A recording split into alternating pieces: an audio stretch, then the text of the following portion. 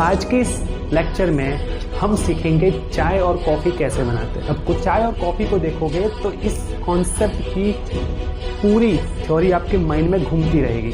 इसीलिए मैं इस नियम को मेरे अंदाज में बोलता हूँ, चाय और कॉफ़ी का नहीं। कुछ लोग इस क्वेश्चन को सॉल्व करने में कम से कम 1 से 1.5 मिनट लगाएंगे, कम से कम 1-1.5 मिनट। भैया ये क्वेश्चन बोल दो या फिर लॉ ऑफ केमिकल कॉम्बिनेशन का कोई भी क्वेश्चन बोल दो, ओनली 2 सेकंड में सॉल्व होता है।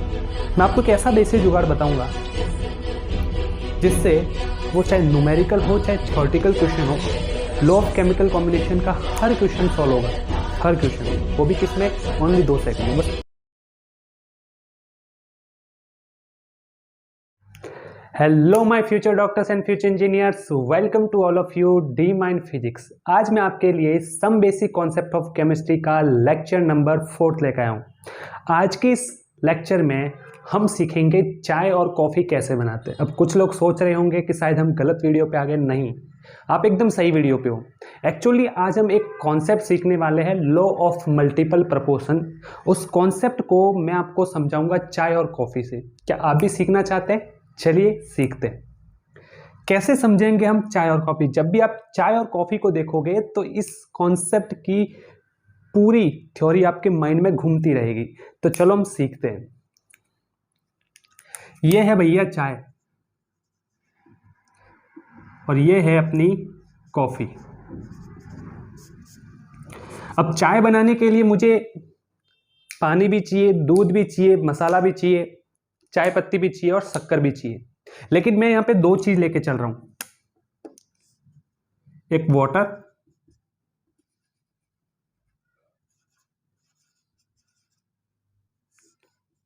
और दूसरा मिल्क। यहां पे भी हम 2 चीज लेके चलते हैं, वाटर और दूसरा मिल्क। अब कुछ लोगों को दिक्कत हो रही होगी कि सर चाय बना रहे हो और कॉफ़ी बना रहे हो, ठीक है, और सिर्फ पानी और दूध ही ले रहे हो, दूसरी चीज़ें क्यों? भैया दूसरी चीज़ आप थोड़ी देर साइड में रखो, दूसरी चीज़ हमें नहीं चाहिए। हम बिना चाय पत्ती वाली चाय पियेंगे। ये कैसी होती है मैं बताता हूँ। चाय और कॉफ़ी, हम यहाँ पे 2 चीज़ लेने वाले हैं, एक वाटर और एक मिल्क। अब सुनो, मैंने क्या किया, चाय के अंदर पानी को लिया 10 ग्राम और कॉफ़ी में भी पानी को लिया मैंने 10 ग्राम। चाय में जो दूध है उसको लिया मैंने 50 ग्राम और कॉफ़ी जो है उसमें मैंने दूध को लिया 100 ग्राम। अब चाय और कॉफ़ी बन रही है, ध्यान से देखो, बहुत काम आएगी आगे, ठीक है। अब इस लॉ ऑफ मल्टीपल प्रोपोर्शन को हम समझने वाले चाय और कॉफ़ी से। उससे पहले यहाँ पे वाटर और जो मिल्क है वो है एलिमेंट। सुनो ध्यान से, वाटर और मिल्क जो है वो है यहाँ पे एलिमेंट और चाय और कॉफ़ी जो है वो है कंपाउंड। वाटर और मिल्क जो है वो एलिमेंट है, चाय और कॉफ़ी क्या है, कंपाउंड है, ठीक है। सुनो क्या है कॉन्सेप्ट। इफ 2 एलिमेंट्स कंबाइन, ये भी एलिमेंट है और ये भी एलिमेंट है, if 2 element combine to form more than 1 compound, if two elements combine to form more than 1, एक चाय और एक coffee. if two element combine form more than 1, एक चाय बनाई और एक कॉफी बनाई, more than 1 compound, then the mass of other element,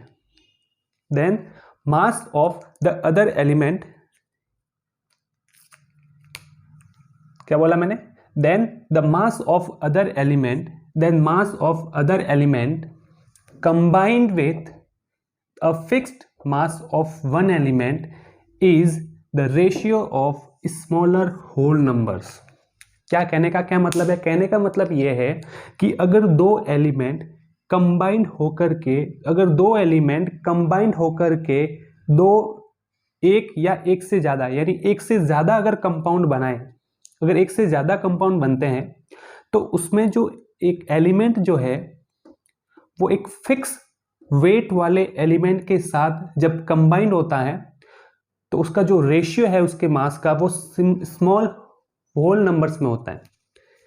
जैसे भैया ये इन दोनों का जो वेट है वो फिक्स है, ठीक है। अब मैं इसका अगर मास का रेशियो निकालूं, इसके मास का रेशियो निकालूं 50 ग्राम रेस टू 100 ग्राम, अगर मैं इनका रेशियो निकालूं तो क्या आएगा 1:2। क्या स्मॉलर होल नंबर आया कि नहीं, स्मॉलर होल नंबर। एक बार फिर से देखो, इफ टू एलिमेंट्स combine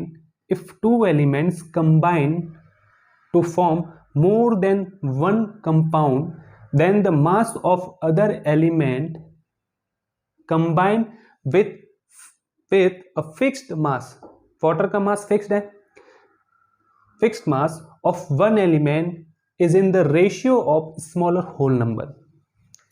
यह है भैया लॉ ऑफ मल्टीपल प्रोपोर्शन, और इसीलिए मैं इस नियम को मेरे अंदाज में बोलता हूं चाय और कॉफी का नियम। क्या बोलता हूं? चाय और कॉफी का नियम। तो भैया आप अपने हिसाब से याद रखने के लिए और करके नीचे एक और नाम लिख देना, चाय कॉफी लो। जब आपकी कोई कॉपी पढ़ेगा ना तो बोलेंगे यार सर क्या पढ़ा रहे, चाय कॉफी पढ़ा रहे हैं या लो पढ़ा रहे, तो बोलते ना भैया चाय कॉफी से याद रखते हैं हम, क्योंकि जब तुम चाय और कॉफी को देखोगे तो इसकी पूरी कहानी, इसकी पूरी मूवी आपके दिमाग में चलनी स्टार्ट हो जाएगी, ठीक है। ये हमारा कॉन्सेप्ट। अब देखो यहां पे मैंने 4 चीजें दे रखी है, कॉन्सेप्ट एक्सप्लेनेशन, एग्जाम्पल, एक्सेप्शंस और प्रॉब्लम्स। एक्चुअली ये हमारा मेथड होगा लॉ ऑफ केमिकल कॉम्बिनेशन, जो कितने हैं 6, उनको पढ़ने का, ठीक है। तो सबसे पहले हमने कॉन्सेप्ट को एक्सप्लेन कर दिया, हमें कॉन्सेप्ट समझ में आ गया। अब हम देखते हैं एग्जाम्पल।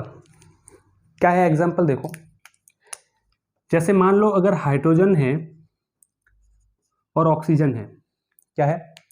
हाइड्रोजन है और ऑक्सीजन है। अगर ये हाइड्रोजन और ऑक्सीजन कंबाइंड होकर के एक तो बनाते हैं H2O और दूसरा बना सकते हैं H2O2, हाइड्रोजन परऑक्साइड बोलते हैं इसे, ठीक है। और ये अपना पानी। तो देखो 2 एलिमेंट है, ठीक है। ये 2 एलिमेंट कंबाइन हो रहे हैं और क्या बना रहे हैं?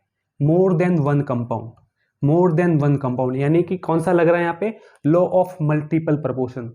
लेकिन मैं जब एक क्वेश्चन करवाऊंगा ना आपको एक न्यूमेरिकल कराऊंगा, वहां पे आपको एक देसी जुगाड़ बताऊंगा, ठीक है। उससे आपका क्वेश्चन होगा ओनली 2 सेकंड में, बस आप देखते जाओ, ठीक है। अब देखो इसमें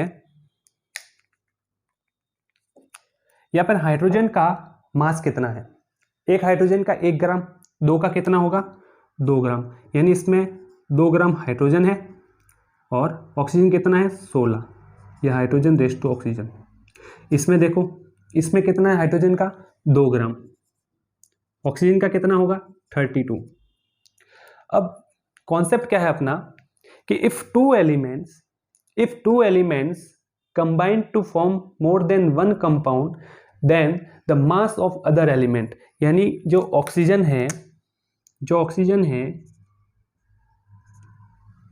है वो हाइड्रोजन के साथ कंबाइन हो रहा है। जब हाइड्रोजन के साथ कंबाइन होगा तो उस ऑक्सीजन के मास का जो रेशियो होगा वो कैसा होगा? Smaller whole number, 16:32, 16:32। कितना हो गया? 1:2। क्या है ये? Smaller whole number. और एग्जांपल लूं, जैसे और भी अगर आपको एग्जांपल पूछे तो आप बोल सकते हो जैसे कॉपर CO एंड Cu2O, और भी बोल सकते हो जैसे कार्बन मोनोऑक्साइड और कार्बन डाइऑक्साइड। ये आप एग्जांपल इसमें याद रख सकते हो। लेकिन इसका एक एक्सेप्शन है, ये जो लॉ है, लॉ ऑफ मल्टीपल प्रोपोर्शन, वो आइसोटॉप में नहीं लगता, आइसोटॉप में नहीं लगता। आइसोटॉप्स में अप्लाई नहीं होता, याद रखना, आइसोटॉप में अप्लाई नहीं होता। अब हम इसका एक न्यूमेरिकल करते हैं। क्या करते हैं? न्यूमेरिकल। देखो आपके सामने एक क्वेश्चन, अब कुछ लोग इस क्वेश्चन को सॉल्व करने में कम से कम 1 से 1.5 मिनट लगाएंगे, कम से कम 1-1.5 मिनट। भैया ये क्वेश्चन बोल दो या फिर लॉ ऑफ केमिकल कॉम्बिनेशन का कोई भी क्वेश्चन बोल दो, ओनली 2 सेकंड में सॉल्व होता है, ओनली 2 सेकंड में। वो कैसे? सुनो, मैं आपको एक ऐसा देसी जुगाड़ बताऊंगा जिससे वो चाहे न्यूमेरिकल हो चाहे थ्योरेटिकल क्वेश्चन हो, लॉ ऑफ केमिकल कॉम्बिनेशन का हर क्वेश्चन सॉल्व होगा, हर क्वेश्चन, वो भी किसमें? ओनली 2 सेकंड में। बस आप देख दो। अब देसी जुगाड़ है क्या?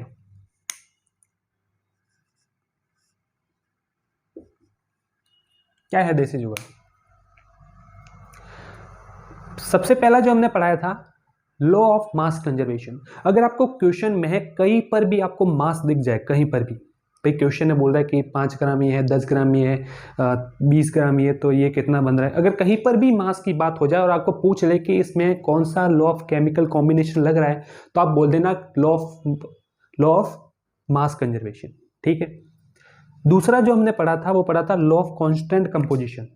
लॉ ऑफ कांस्टेंट कंपोजिशन में आप बोल देना कि अगर 2 टाइप के एलिमेंट एक ही कंपाउंड को बनाते, 2 टाइप के एलिमेंट अगर एक ही कंपाउंड को बनाते हैं तो वहां पे क्या लगेगा?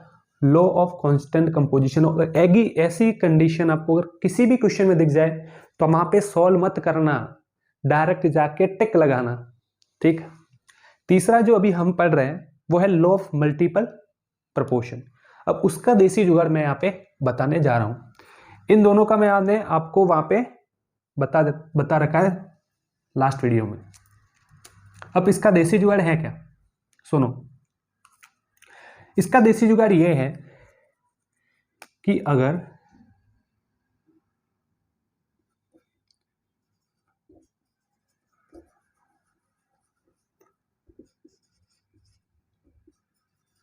Two types of element,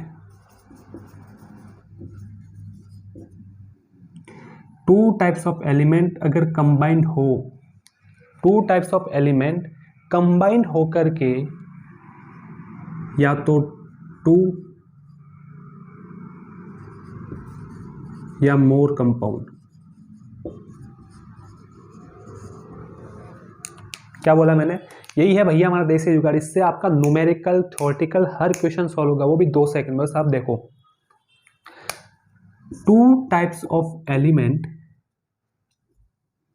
condition क्या है? एलिमेंट कितने होने चाहिए? ओनली 2।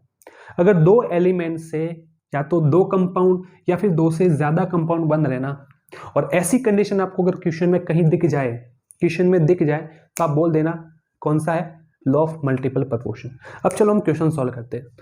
इसको लेने से पहले मैं आपके लिए ये थ्योरेटिकल क्वेश्चन लेता हूं। इसने पूछा है हमें which of the following pair, आपको कुछ पेयर दे रखे हैं, इसमें कौन सा ऐसा पेयर है जिसमें लॉ ऑफ मल्टीपल प्रोपोर्शन लगता है? तो भैया लगाओ देसी जुगाड़ अपना। क्या है? 2 टाइप्स ऑफ एलिमेंट। कंडीशन पहले ऐसी होनी चाहिए कि एलिमेंट कितने होने चाहिए? 2। इसमें हाइड्रोजन, ऑक्सीजन, नाइट्रोजन, ऑक्सीजन, यानी इसमें टोटली कितने देखा जाए अलग अलग टाइप के, तो अलग अलग टाइप के 3 एलिमेंट है। एक हाइड्रोजन है, एक ऑक्सीजन है और एक नाइट्रोजन है।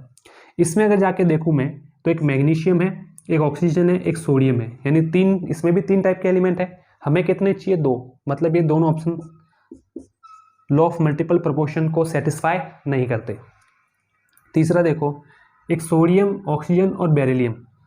क्या है? सोडियम, ऑक्सीजन और बेरिलियम 3 है, सेटिस्फाई नहीं कर रहे। इसमें देखो SnCl 2 टाइप के एलिमेंट है, ये तो भैया हो गया सेटिस्फाई। 2 टाइप के एलिमेंट हो और मिलकर के क्या बनाए? 2 या 2 से ज्यादा कंपाउंड, तो 2 कंपाउंड बन रहे हैं। इसका मतलब लॉ ऑफ मल्टीपल प्रोपोर्शन किसमें लगेगा? इसमें। 2 सेकंड लगता है, ओनली 2 सेकंड। किस तरीके से लगाना है ये आपको मैंने तरीका बता दिया। अब हम देखते हैं इस न्यूमेरिकल को, सुनो।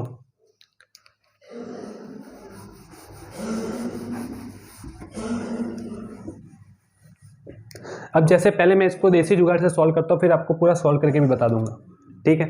सुनो, क्या है देसी जुगाड़? Two types of element combined होकर के टू या मोर कंपाउंड बनाए, ठीक है। इसने क्या बोला है? कंडीशन क्या होनी चाहिए? टू टाइप्स ऑफ एलिमेंट, एक कार्बन है और एक हाइड्रोजन है, दो एलिमेंट है। पहले अपनी कहानी खत्म। Combined to form three compounds, एक P, एक Q और तीसरा R। ये तीन कंपाउंड बना रहे हैं, कार्बन और हाइड्रोजन मिलकर के तीन कंपाउंड बन रहे हैं PQR, in which the percentage of hydrogen, यानी इन कंपाउंड में हाइड्रोजन का जो परसेंटेज है वो आपको दे रखा है 25, 14.3 और 7.7 respectively, which law of chemical combination it represent. यानी ये भैया जो है तीनों लोग, ये कौन से लॉ को रिप्रेजेंट कर रहे हैं वो बताना है। अब हम अपना देसी जुगाड़ लगाते हैं। इसका क्या था? कहीं मास की बात हो, मास की बात हो रही है, नहीं हो रही, मतलब पहला लगेगा नहीं।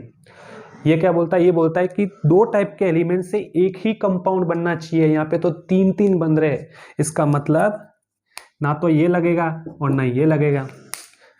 तीसरा चेक कर लेते हैं, ये क्या है? ये कब लगाना है? जब दो टाइप के एलिमेंट है, दो टाइप के एलिमेंट है, या तो दो कंपाउंड या दो से ज्यादा कंपाउंड, दो से ज्यादा बन रहे। इसका मतलब कौन सा लॉ लगेगा? Third law. तो इसमें मैंने कहाँ पेन चलाई? कहीं पेन चलाई? नहीं चलाई। तो भैया इस क्वेश्चन में कहीं पेन चलाने का काम है ही नहीं। अब मैं आपको इसको पूरा सॉल्व करके दिखाता हूं, ठीक है।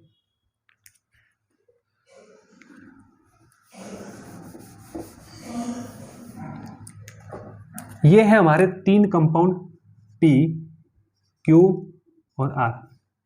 अगर मैं इसमें हाइड्रोजन का जो परसेंटेज है वो आपको दे रखा है 25, ऑक्सीजन का इसमें Q में हाइड्रोजन का दे रखा है आपको 14.3 और इसमें हाइड्रोजन का दे रखा है आपको 7.7, ठीक है। तो मुझे बताओ इसमें ऑक्सीजन का कितना होगा? 75% होगा, क्योंकि टोटल कितना होगा? 100%। तो उसमें से 25 कितना होगा? ये ऑक्सीजन का चाहिए आपको। 100 में से 14.3 माइनस करो तो ये कितना आ जाएगा? 85.7 आ जाएगा। ये आ जाएगा आपका 85.7।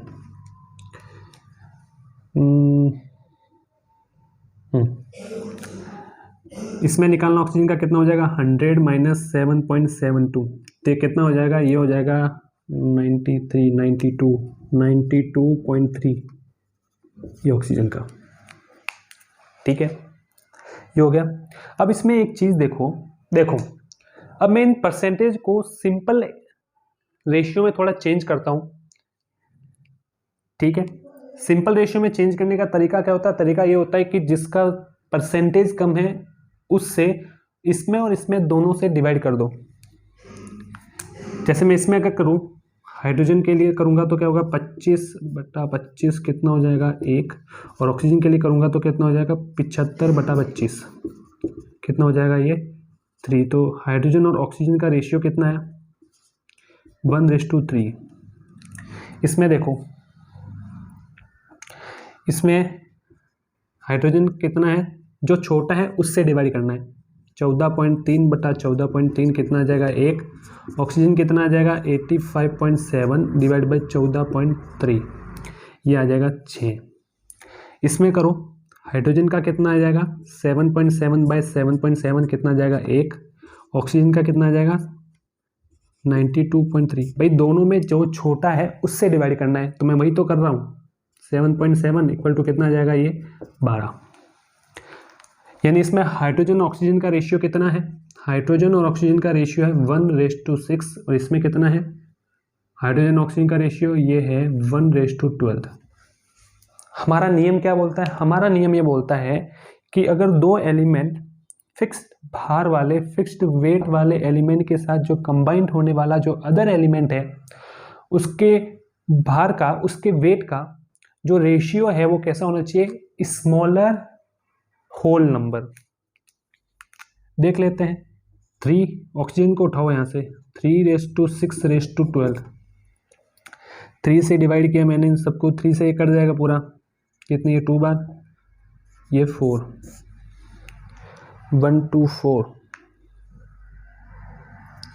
ये सिंपल आ रहा है, सिंपल होल नंबर है, इसका मतलब ये लॉ ऑफ मल्टीपल प्रोपोर्शन को सेटिस्फाई करता है। तो भैया इतना लंबा सॉल्यूशन करने की कोई ज़रूरत नहीं थी, क्योंकि हमारे पास क्या था, एक देसी जुगाड़। ठीक है, आज के लिए इतना ही, मिलते हैं नेक्स्ट क्लास में, तब तक पढ़ते रहिए। All the best.